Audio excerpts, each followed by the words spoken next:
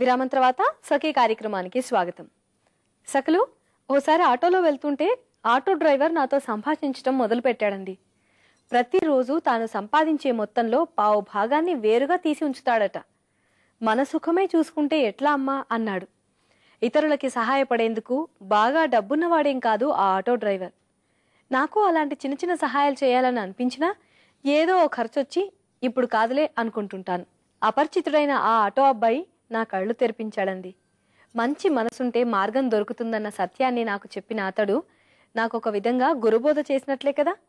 వెతికి చూస్తే మన వేలు పట్టుకుని మంచి మార్గం వైపు నడిపించే గురువులు మన జీవితంలో ఎంతో మంది ఉంటారు.